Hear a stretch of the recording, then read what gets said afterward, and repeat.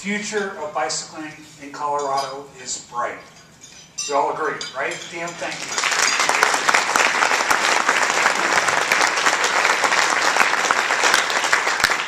So, as many of you know, this has been an interesting time for bicycling on the national scene. I would be lying to you if I said that I am not somewhat preoccupied thinking about what's going to happen in the halls of Congress in the next few weeks, okay? But I'm not going to talk about that today because, you know what? Regardless of what happens in Congress in the next couple weeks, which may not be good for bicycling, the long-term direction of bicycling on the federal level, on the state level, on the local level, from the advocacy level, from the grassroots citizen level, is very, very bright. So I'm kind of alerting you. You may hear some bad news.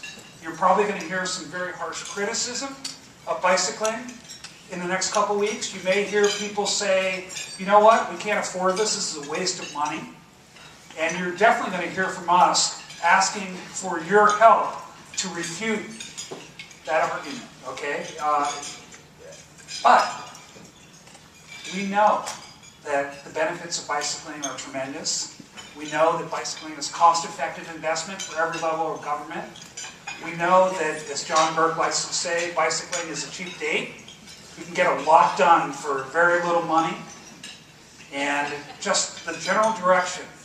Don't be dissuaded or discouraged by anything that you hear or anything that happens in the next couple weeks. We're on the right path. And we have a list of benefits that's huge.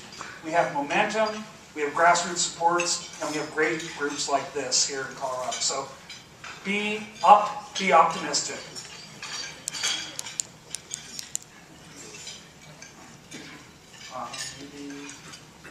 Okay, so what I want to talk a little bit about is where we're going in the next 5 years. And that's not me. One of the greatest things that we have going are bike sharing systems that are linked with infrastructure improvements. And 2 weeks ago, we were in Washington, 2 or 3 weeks ago, and it really, really came home. There's great bike sharing here, and there are infrastructure improvements that are coming. In Washington, there's a brand new thing. It's called the 15th Street Bikeway. It's a two-way, separated bikeway on a main street in Washington, and you can get on it. It's painted green. And you can roll right through the heart of the city, connect to the new Pennsylvania Avenue bike lanes that go right down the middle between the White House and the Capitol building. And we rode all the way to the Department of Transportation, which is way down in the southeast part of Washington, D.C. And it was probably 15 degrees and it was sort of snowing sideways. But there are 1,000 bikes in the new bike sharing system in Washington, D.C. That, coupled with the new infrastructure, the separated bikeways, is really, really going to do a lot. And I just can't wait to go back and ride it in April when the cherry blossoms are out, or May. And I can't wait to come down into Denver and see the combination of bike sharing and infrastructure improvements. Now you're going to see that in Boston. You're going to see it in New York City.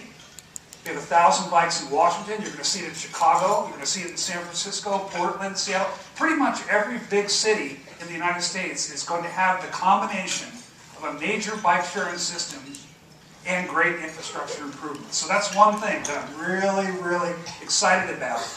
And it all goes back to Vela in Paris. You know, now they have 20-something thousand bikes that are available for short-term rental. And when they put that system in, they combined it with infrastructure improvements. And that combination is a winning combination. So that's something to be very excited about. And by 2015, I think you're going to see this all over the United States. Stronger commitment from big city mayors, okay? Coupled with more urban bike trips. I think you all are familiar with it's actually called the American Community Survey as part of the census. And it talks about the growth in bicycling in cities for commuting primarily, but in the last 10 years. In the top 75 cities in the United States between 2000 and 2010, 62% increase in bike commuting. And of course, we all know bike commuting only tells part of the story. But the list of mayors who are deeply committed to bicycling, I mean, you heard Mayor Vidal, but it's pretty much every big city mayor. There's Mayor Dave in Madison, there's Mayor Menino in Boston, Mike Bloomberg in New York, you know, Mayor Daley in Chicago, maybe Mayor Rahm Emanuel who plays him, be a big bike supporter. You go, you know, Mike McGinn, who is the mayor of Seattle, he ran on a campaign where the button said, Mike Bikes. This is Seattle. Mayor of San Antonio is going to Sevilla to the Velo City Conference this year. So, I mean, there are just so many good things happening with mayors. It's really, really exciting. And that's to say nothing of our local mayors, you know, in Boulder, in Fort Collins, in Colorado Springs. No, so next time. I tried. Well, all right, so what is oil cost today? 93 bucks a barrel. You know, that was last night. I'm not sure about this morning. Why is the price of oil and gasoline going up? Well, that's a topic for another day, but pretty much anytime there is political or economic unrest in the world, it affects the price of oil. And right now, the excuse, even though inventories are at an all-time high, the excuse is Egypt. Okay?